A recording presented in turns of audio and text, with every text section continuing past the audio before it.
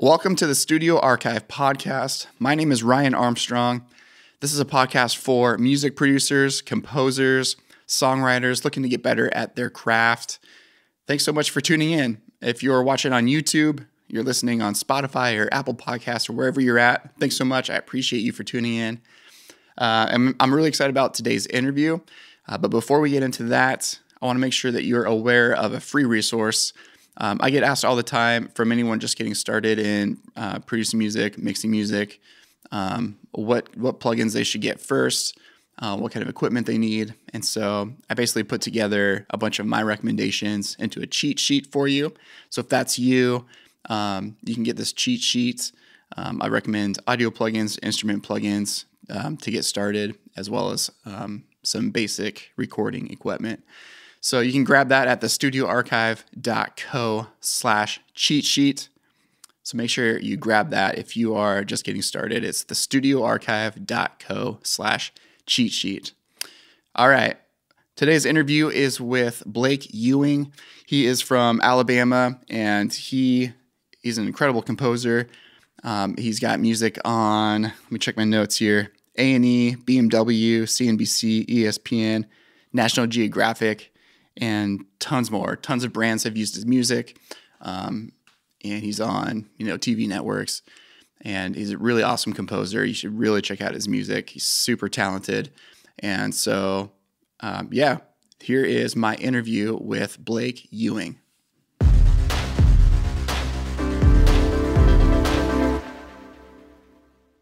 Cool. Well, thanks so much, Blake, for being on. I really appreciate you taking the time. Why don't you, just to get started, tell us a little bit about yourself, who you are, where you're from, and how you got started in music. Sure. Well, first, thanks for inviting me on. I'm happy to be here. And my name is Blake Ewing, and I am from Birmingham, Alabama. And how I got into music, I guess, is kind of an interesting question. I always feel like I was a latecomer to the music world. I didn't grow up really, taking piano lessons or knowing how to read music or anything like that. But somewhere around, I guess, mid-high school, I kind of caught the bug and got interested for some reason or another, and just started to teach myself piano and joined the high school choir, which led me to sort of learning how to read music and just wanting to devour all the information that I could. And that led me to go on to college and major in music, and was able to finish a degree in that. And that led to some awesome opportunities with touring with that choir and just seeing different parts of the world. And being around other musicians, I think was a really great opportunity for me to see that I wasn't alone in the world, because my upbringing was in a very small town where, sort of being a musician was not very common, and you kind of felt a bit like an alien. And we can get in, I guess we can get into more about that story if you want. But after college, I didn't immediately sort of go into the field. That happened later. But that's kind of how I got into music as a subject and as an art form. Okay, awesome. What college was that you went to? I went to UAB, which is the University of Alabama in Birmingham, or at Birmingham. Cool.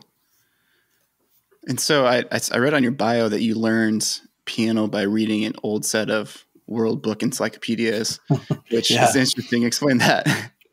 Yeah. So and the timeline gets fuzzy, as I get older. I don't remember all the specifics, but I remember my mom bought an old upright piano sometime around my early to mid high school years. And, it was just sitting there. So, I guess I was curious about it, and, just banging on it and, and not really knowing how it works only lasts for so long. So we had an old set of encyclopedias, and I just looked up piano to see, what are the white keys? What are the black keys? And what are their relationships to one another, which led me to scales and things like that. So Yeah, I mean, it was a very rudimentary education, and thankfully I, learned a lot more once I was with more formal teachers in college. But yeah, that was the beginnings of it. Yeah, awesome. Yeah, so what did you do after that time period in between college and kind of doing what you do now, doing a lot of composing? What would that time frame look like? Well, it was very I'm lost in the desert kind of timeline there. I really didn't know what to do. My initial plan going into college as a music major was uh, I wanted to learn all I could about just the subject of music. I wanted to just be as involved as I could with the ensembles that were there.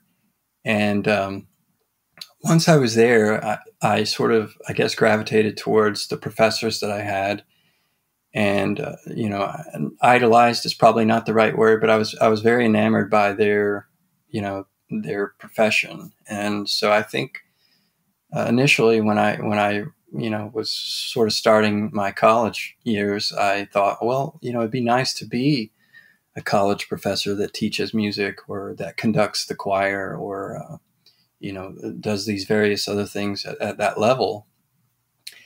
And after graduating, I quickly realized that field is, one, very hard to get into, and two, you really have to have a terminal degree, being a doctorate of some sort Mhm. to really be, any influence whatsoever on the students there. And the cost of that was just prohibitive for me personally. And I just didn't want to go into that much debt for what ultimately would have been a career that, didn't pay off financially. Mhm. So that really kind of, changed life. Like my trajectory, was kind of broken. So I floundered a bit. I initially, I guess, didn't know what to do. I went back to school to study psychology. I thought about being a psychologist, which was something I was interested in. Um, and then eventually I ended up, strangely enough, deciding, oh, I'm just going to go to law school. And so I Wow. became, yeah, I became a paralegal in preparation for that, took the LSAT, did all the things that you need to do to, set yourself up to going to law school. And I thought, well, let me work in the field for a year or two just to see if I like it. And I did not. I most definitely did not like it. Um, but just life's circumstances and everything kept me there longer than I wanted. So I was a paralegal for I think 5 or 6 years, and unfortunately, at the time, the law firm I worked with merged with another firm and sort of got rid of the position I held across both firms, and that left me kind of once again not knowing what to do. And at that point, I was married to my wife, and she says, you just need to do what you want to do, what you were, prepared to do.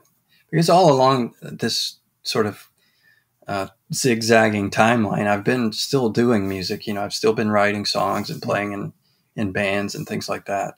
So it wasn't as if I just stopped, music in general, or especially my love for the art. And so we were in a position financially that it was at least possible to try.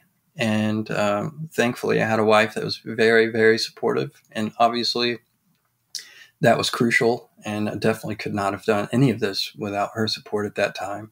Mhm. And so, yeah, I just started writing and eventually found my way into some placements with various advertising. Did lots of student films and things like that. And yeah, so it's been, I guess, about 10 years now since then, and that's what I've been doing since. Oh, awesome. What was it that drew you into writing cinematic music? Was it like your time in college and that influence, or was it even before that kind of drew you to that kind of music? Yeah, so along that same period of when I was sort of delving into the encyclopedias to learn piano, I remember very vividly going to the theater to see Apollo 13, which I don't know if you're familiar with that. I'm probably quite a bit older than maybe some of your other interviewees. 43, by the way. So as a child of the 80s and 90s, going to the theater was something we did, every weekend, if not more often. And so, yeah, I remember being in the theater, and there was just something about that soundtrack, which James Horner wrote, and I think it may have been, there was this sort of angelic, vocal, which I think maybe have been Annie Lennox on the score. And I just remember that moment, being just struck by like, oh wow, there's music involved in making movies, and this music is particularly beautiful, and that led me to trying to collect soundtracks and just listen to as many as I could find, which was difficult at the time because we didn't have Spotify and things like that. And so I think from that moment, as far as my writing went, it was always sort of bent more towards that filmic sound. And just coming from the background of, being sort of film score nerd, and that led me into, more of the classics, listening to, the classical composers, and then going to college and learning more about music history and the timeline of the art in general. And that led me to even more, music and composers. So I don't know, instrumental music, classical music, cinematic music is just sort of, I guess that was my entry point. And so that's been my, I guess, most vivid experience with music. And I guess that's been the part of the subject and the art that's, I guess, always interested me and moved me the most. Did you, in college, did you study composing at all? Or was that more of just like a general music performance kind of a thing? Yeah, no, we didn't have a full composition track, but I was as close to that as you could get at that school. So I like to think in my mind as I focused on conducting and composition, and then my instrument was voice. And so technically I think my degree is just a Bachelor of Arts in Music, but my focus while I was there was definitely in composition and conducting. Gotcha. Okay. Yeah, that's awesome. That's exactly what my degree is, Bachelor of Arts in Music. And we had which I don't know, it was essentially almost the exact same thing as like a performance degree. And we actually had the option to do a composition track. And back in school, when I was in school, I really wasn't that interested in it. And I developed the interest in producing and composing much later on. Like back in school, I just wanted to learn about music. Pretty much just had the plan on playing in bands or something. So like writing came much, much later. And now I kind of look back and like, man, it would have been kind of nice if I took that composition track looking back. But so that's interesting. I mean, it's definitely, I in a lot of ways, I feel like I've learned way more after college than I did in college, but it's an experience that I definitely would not trade. Just for the fact of what I mentioned earlier about being around other people who were as passionate as you were about, playing or learning. And it's hard to find that, outside of a college, or at least then it was. I guess now it's a lot easier with sort of online communities and things. True. Yeah. What does your writing process look like if you have one? Like if you're just starting something from scratch, you usually just start with piano, or how does that start? It's interesting. I wouldn't say that I have a sort of set method. I really take inspiration from just life in general a lot of times. And two, it depends on the project. If it's a film or something that I'm scoring, then obviously the picture and the story come first, and working with the directors and producers, for their input and instruction is really sort of the key there. But if it's my own music, or if it's music potentially for licensing, I don't really have a set a set thing. I think a lot of times, like I get inspired by a theme. So probably almost all of my albums and EPs, like I'll start with the artwork, or the title. Oh, interesting. And I kind of work from that as if it were a theme or a visual, inspiration for the music. And that helps me. It's hard for me to write in abstract, which, may signal that I'm not that great of a composer, but I don't know. I find that having an image or a topic, a theme, song titles, just anything that really sparks kind of my, I guess, visual cortex. Yeah. I don't know. That really helps me. As far as instrumentally, I think most of the time I probably start naturally at a piano or the computer, keyboard, playing samples of pianos. But I guess other than piano, it would be just like a textural thing, maybe like a nice ambient pad or something that just kind of gets me into an audio space, if that makes sense. Yeah. I guess those are probably the two most common starters for me, other than writing for film. Okay. I'm also curious, always curious about like how often do you try to stick to some kind of like schedule when it comes to writing? Like how often are you sitting down and doing that? That has changed over time. When I first started, I was very hungry, to say the least. And so I wrote as much and as often as I could. Over time, I think that I kind of mellowed out on that, maybe even gotten a bit lazy. I don't have a schedule whatsoever. Again, unless it's a project that has a definitive timeline. For example, on a film, if you have 6 or 8 weeks to write the score, then a lot of times that's all you do for those 6 or 8 weeks. Sure. But again, for my own projects, I tend to just write when I'm inspired, which is not, from a business standpoint, probably not the best. And if you were just starting, that's probably not the best method. But I don't know, that seems to be what's working for me right now. That everything's always subject to change. But yeah, I would say when starting, I was much more rigorous in writing, and now I tend to take my time a lot more with everything. Okay, so you're writing specifically for films.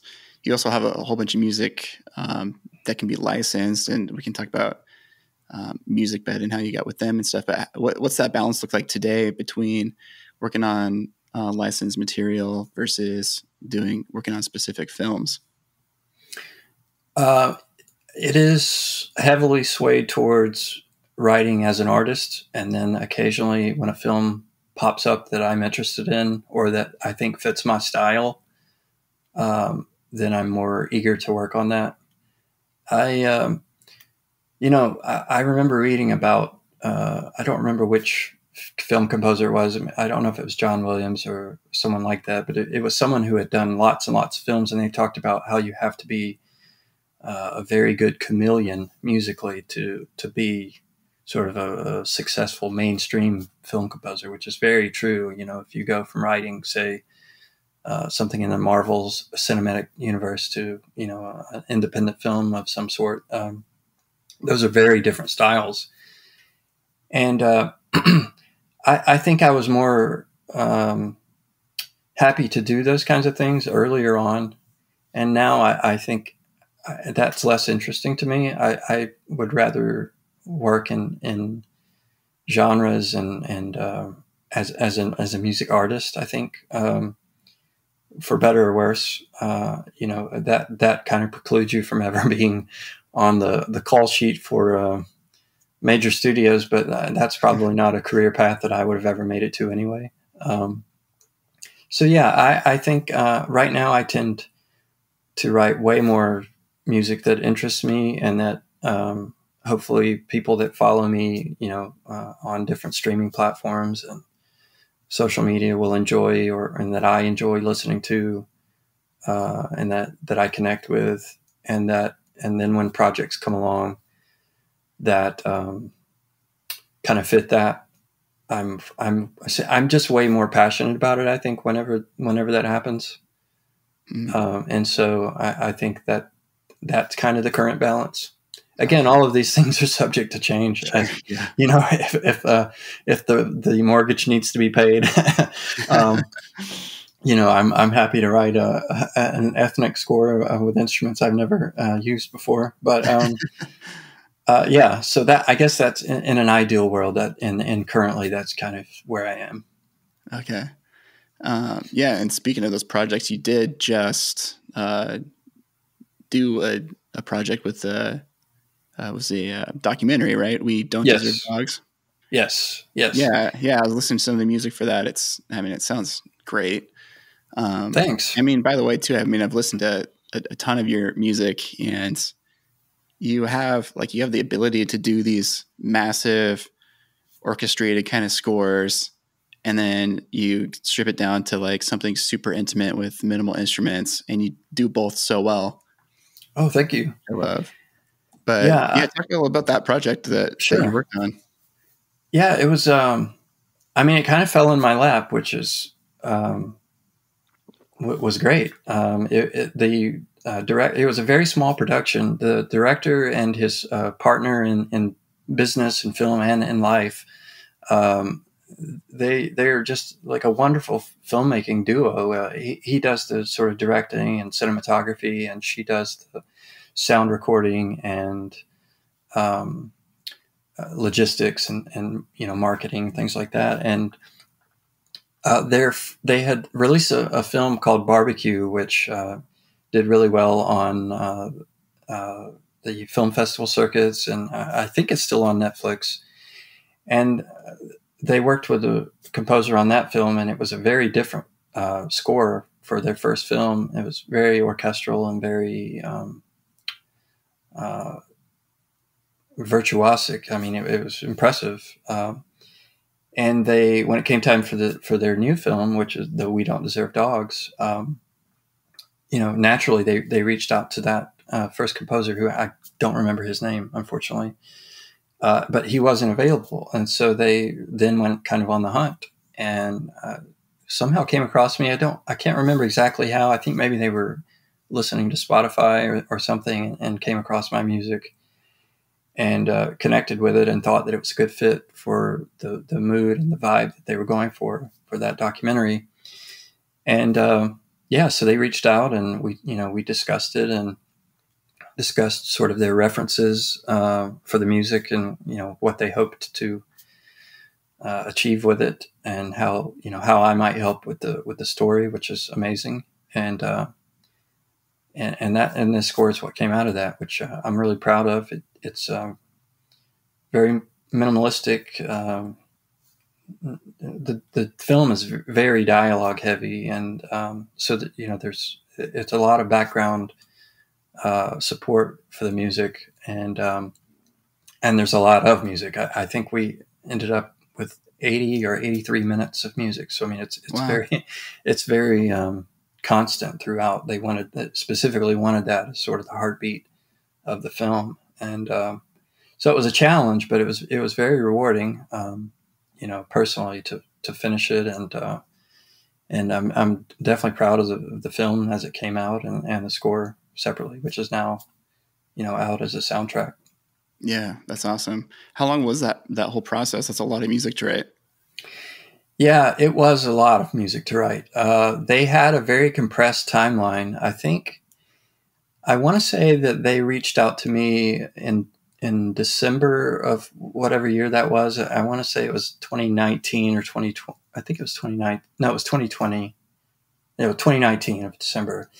And the film was already accepted and set to world premiere at South by Southwest. Oh, wow. So it had to be finished, you know, by X date. And that date, I think, was in I want to say February or early February of 2020. And so, yeah, I think I had 6 or 8 weeks to do 83 minutes. And that was the writing, the recording, the mixing, the contracting of the cellist, and getting those parts ready and those recordings ready. And so it was definitely a more than full-time job for those 2 months, but it was it was rewarding. But I felt really bad for the filmmakers, because that's when COVID hit. Oh, sure. And so South by Southwest was one of the first major events that got canceled because of it. And so all of this hard work that they've poured into it, that we had all poured into it, was not going to be sort of fully appreciated the way that they had hoped. And so that was a challenge. This past year has been a challenge, I know, especially for them, and trying to find a home for the movie. Because usually what happens is, and what had happened with their first film is it premiered at South by and basically was purchased the next day, and then it goes on to live on various, streaming services and things like that. So with this film, because it didn't have that huge public premiere, it was more of a challenge. And eventually, they were able to release it as a video on demand. So it's available, as far as I know, it's available everywhere now for rent or purchase. Okay. And I'm sure they would love for a streaming service to pick it up eventually. But yeah, that was kind of the process. And it was obviously just really bad timing with a global pandemic right at the end there. Yeah, sure. What was I was expecting a longer timeline than that. So it's kind of amazing how fast you had to work through that. What was kind of the biggest challenge, would you say, in trying to write all that in a short amount of time? I guess one of my biggest fears with committing to a project like that would be partway through just getting totally stuck and not knowing what to write. I don't know if that's ever been a reality for you or not, but what's kind of the challenge in that? Yeah, well, yeah, I mean that has definitely been a reality for me on other projects. For this particular one, again, I can't stress enough how much of a dream it was to work with these people, because they knew what they wanted, but they were also very open to my ideas and my interpretation of what they wanted. And so they were. I did a test for them before I accepted the job, just to say, okay, well, here's my idea sound wise. I took a day or two and sort of mocked up one of the scenes from the documentary, and I sent it over, and I was like, this is kind of what I'm thinking from an instrumental or instrumentation standpoint, and from a sort of the mood of it and things like that, which, I had a reference from what they had tempted with, but this was sort of my first attempt at, what they might get from me as a composer. And they loved it. And so it was just really lucky that it worked out so smoothly. And so I guess the most difficult part really was just physically being able to pump out that much music, and it's not terribly intricate or difficult music. From just a music theory standpoint, but just just logistically, getting all the notes into your audio workstation and getting the MIDI to play properly, and all of your sample instruments to be properly situated in the mix and everything, and then adding the live player on top of all that. I think that was probably the most challenging part, was just the logistics of it all. Once we got started, the music itself was not too bad. It kind of flowed out pretty easily. Okay. Yeah, I'm glad to hear that you had a recorded string player, because I was listening to that, the solo string part. I'm like, this cannot possibly be samples. It's the performance is way too good. Yeah, that's all from the cellist is named Craig Holtgren, and he used to be a symphony player here, and he's since moved on to I think he runs a farm in Iowa now, but he still does remote cello work. And and so I reached out on social media, and I'm like, hey, does anyone know a cellist who is available right now that can can do this. And someone passed the information along to him, and it was just really a stroke of luck that it was someone that I already knew and had worked with I had worked with him when I was in college. He didn't remember me, I was just a student, but I remembered him. And so yeah, it worked out well, and he's a fantastic cellist. So I could not have been more lucky to have worked with him on those melodies. Yeah, that's awesome. Yeah, the performance turned out amazing. Thanks. Switching gears a little bit, I saw that you were or have or maybe still are creating samples for Sound Iron. Yes. I'm not familiar with Sound Iron at all, but since I saw that you were doing that, I was checking them out. How'd you get started doing that, and what are those sample packs that you created, right? Yeah, so they're Kontakt sample libraries. I don't know if you're familiar with Kontakt, but it's a sample player and editor made by Native Instruments. And the way it started was Mike Peasley, who's the founder and owner of that company. I had done some demos for Sound Iron, I think as far back as 2011. I bought some of their libraries and made some music with it and sent it over, just like, hey, thanks for making awesome instruments. And they liked the music that I wrote, and they used them as demos and started sending me, their beta instruments as they released new products to see if I was interested in writing more demos.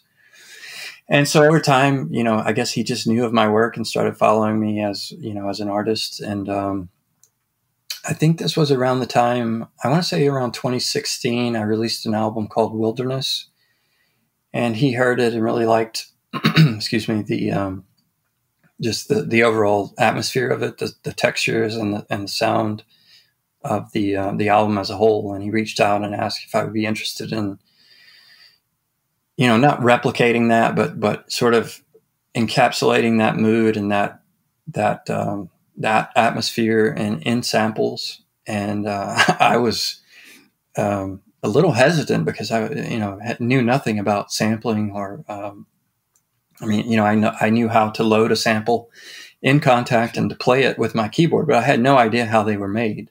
Mm-hmm. And so he was very patient with me and kind of told me, well, that's all right. And, because I was like, well, I'm not sure that can do that. I don't know that I have anything to offer. And he sent me snippets of my own music and, that were playable. And he said, well, load this and play it. And I did. And I was like, oh, well, that sounds pretty cool. So yeah, that's kind of how it started. He liked the album, and he liked sort of my general aesthetic, like from an album art perspective, from other releases that I'd done up to that point. And so, yeah, on the first volume, he just sent me every sample they had ever made, and I took them and manipulated them and sort of, I guess, gave them my own sort of sound signature up to, my sound up to that point.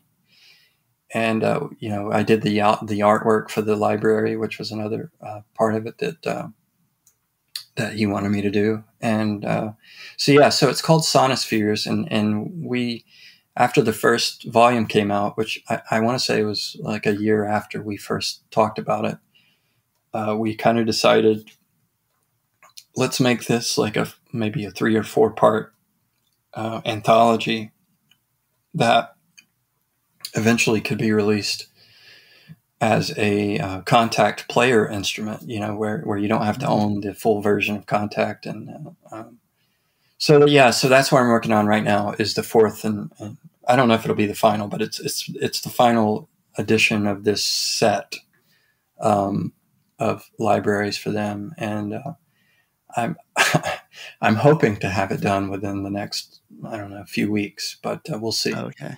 Yeah, but this will be volume 4, and this one is based on, whereas especially the first one was based on existing samples that they had created. This one is all from organic sources that I have, recorded here in the studio. So this is all real instruments, and the synthesized versions that I've made, from those and things like that. Okay. Yeah, that's super cool. Are those, as of right now, do you have to have the full Contact player to use them? Or do any Yep. of them So work in? the first 3 volumes are out now at soundiron.com, and those you do all have to have the full Contact version. And this 4th version that will be out will also need full Contact. But their plan is to sort of compile all 4 into one big library that will be available for the Contact player. Yeah. Awesome. Yeah, I'll have to check those out more. That sounds really cool.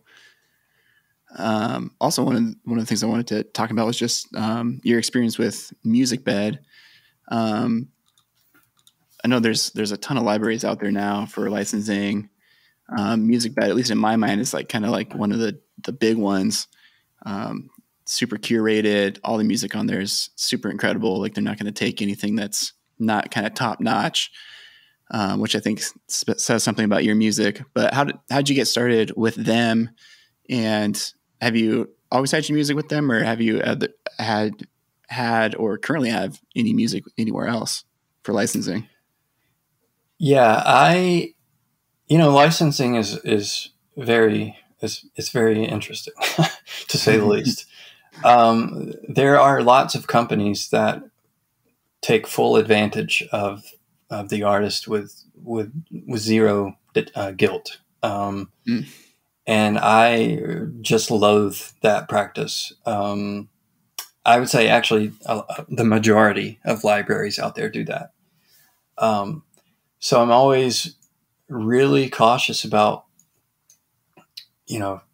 encouraging people to go that route. But it's a bit hypocritical also, because that is kind of the way that I, for the most part, make a living. And certainly at the very beginning, that was 100% of my income from music.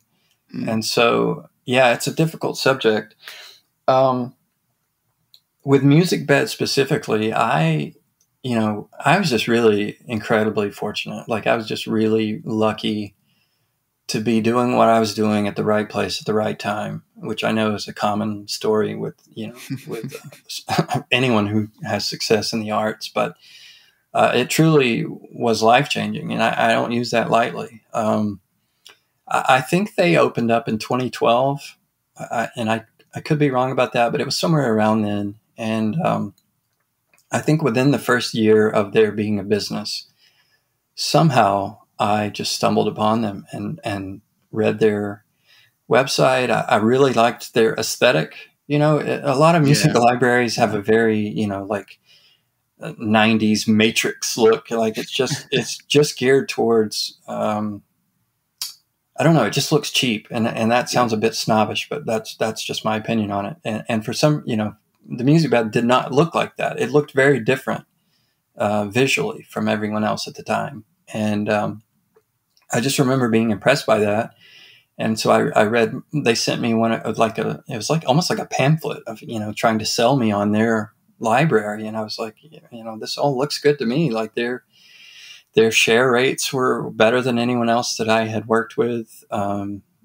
Their philosophy I really connected with. And so I was just really fortunate. I sent over my catalog at the time, which I don't know. I honestly don't remember how many pieces of music that was. It was probably 50 or less at the time. And then, was just fortunate that they took off. I mean, as a business, Musicbed, in my mind, they're an elite class of library that is very rare. They're very pro musician, pro artist. They have, the who's who of the client list. They're very proactive in the film community and in the advertising community. They really want, the music that gets placed to be successful. And yeah, you're right about they're being very curated and picky. I think the last time I talked to them, their acceptance rate was well south of 1%. I want to say it was like 0.3% of all the music that they get, they actually, put into the catalog. Wow, that's incredible. Yeah, very rare. Most catalogs now, they just take everything so that they, can be everything to everyone, and Yeah.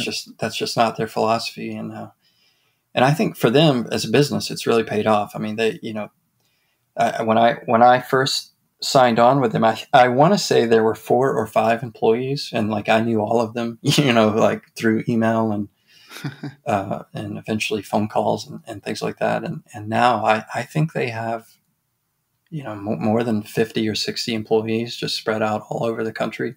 Wow. And probably globally. I've only met probably, a small percentage of the people that actually work there at this point. Yeah, so I've been very, very fortunate to have gotten in with them when I did, and that they have sort of continued to support me as an artist. And like I said, it's been life changing. The income that I was able to generate through licenses there, even from the beginning, when they really, their clientele was pretty much just like wedding videographers, people making personal projects, and the occasional like nonprofit, to now, they do Super Bowl ads, like the pinnacle of the industry as far as advertisement goes. They're right in the middle of it. Wow. Are you doing any work directly with ad agencies, or when it comes to your music being used in advertising, does that all happen all through Musicbed? I would say 90% or more goes directly through them. And if it's a client that finds me through Musicbed, or, has a relationship with them at all, usually I just refer them to Musicbed so that they can handle all of the, the logistics and the paperwork and the pricing and everything, because it's just way easier that way. Mm. But yeah, I do some independent work with ad agencies, that reach out from time to time. I don't seek it out at all. But yeah, if someone emails me and it's a project that I feel like I'm a good fit for, and it's unrelated to Musicbed at all, then usually, yeah, I'll kind of come up with a way to, get a contract together and things like that. Sure. Okay. One other thing I was curious about, how much recording are you doing versus using virtual instruments and libraries and whatnot? I feel like I saw pictures of you recording piano, so I don't know if do you always record piano and use virtual instruments on the side? How's that work out for you? Yeah, so I would say up until the past maybe year or two, it was all virtual, with the exception of, like ticky-tacky things, or sometimes I would direct guitar, things like that. Mm. Now my goal is to get way more out of the box. I just feel like there's way more humanity and emotion in music that is not sample based when it comes to real instruments. Mm.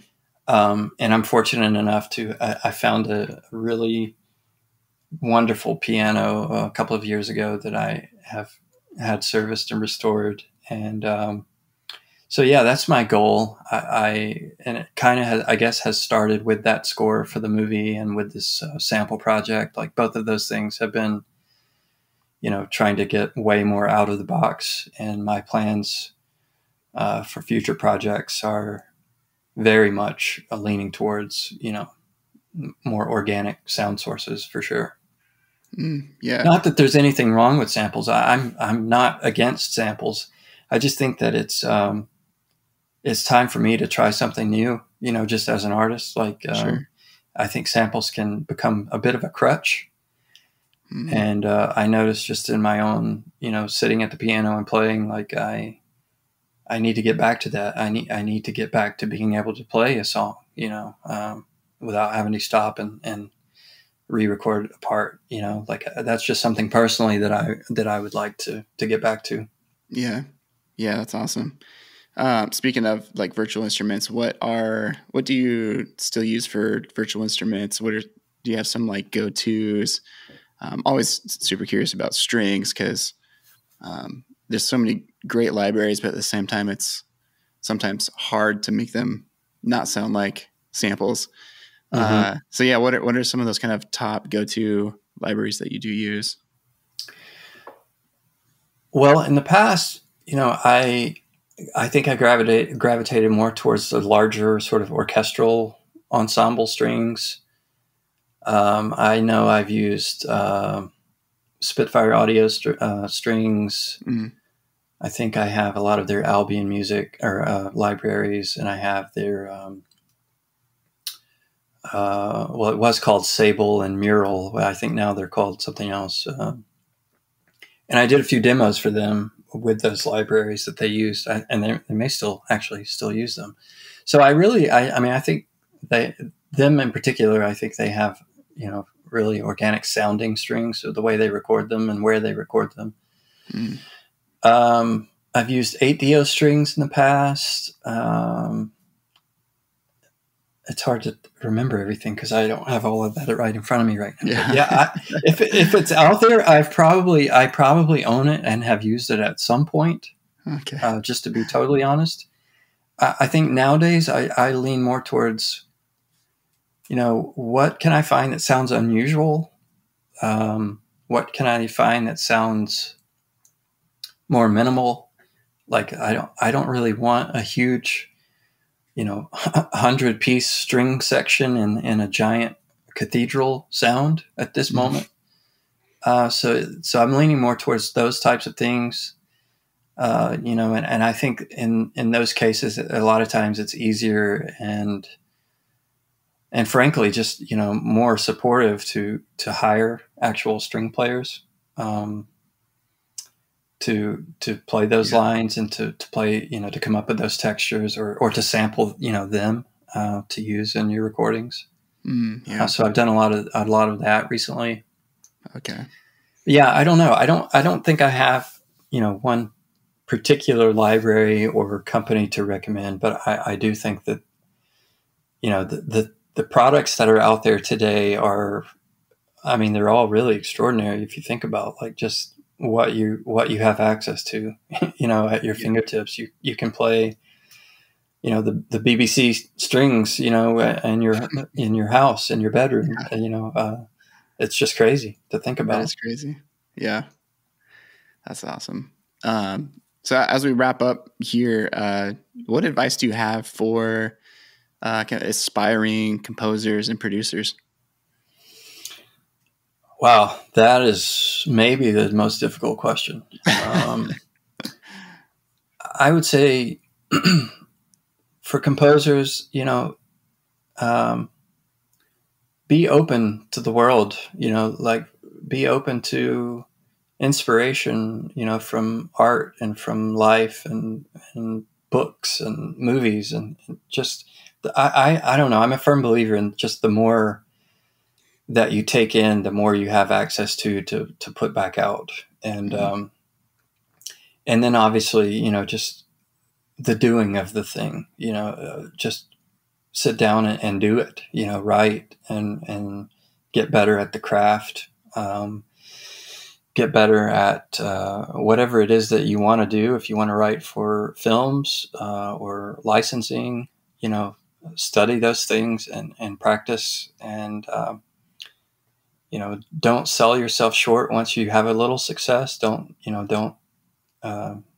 give away your hard work for free. I think that's something that a lot of people do just to, to say that they are what they think they are.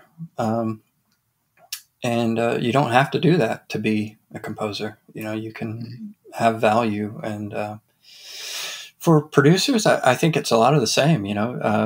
Work on your craft as much as you can. Work with other people as much as you can. Other artists that want to collaborate or get mixes done, or just I don't know. The more you practice, the better you get, generally speaking, and just always be open to learning. I see a lot of people who seem to think that they've reached the end, and I just don't think there is an end. There's always more to be learned, and and to get better. Like I'm always upset if my most recent thing is not better than everything else that I've ever done. Mm. Man, that's awesome. Love it. Well, man, thanks so much again for being on. Super appreciate you. Love your music and look forward to some of the new stuff that you're working on and listen to that as it comes out. Thanks, Ryan. Yeah, it's been an honor to be here, man. You enjoyed that interview with Blake. Thanks again to Blake for taking the time to be on the show. What a wealth of knowledge and experience that he has. So I'm super appreciative of him of coming on. Hopefully that was insightful for you. Maybe you learned some things, got some inspiration. Before we wrap up today, make sure if you are just getting started with music production, whether you're writing or producing your own songs or whatever you're doing, mixing, make sure you grab my cheat sheets where I have my recommended plugins and instruments to get and some gear to help you get started, give you a little bit of direction. So make sure you grab that at thestudioarchive.co/cheat sheet. And don't forget, if you're watching on YouTube, to subscribe. Make sure you subscribe on Spotify and Apple Music. And I think that's all I got. Oh, one other thing. I'd like to know who you want to see on this podcast. If you have a composer or a producer in mind that you would love to see an interview with on this podcast, let me know. Shoot me an email at ryan@thestudioarchive.co. I'd love to know who you'd love to see on here. So, all right, I think that's it. Thanks so much, guys, for watching and tuning in. I will catch you in the next episode.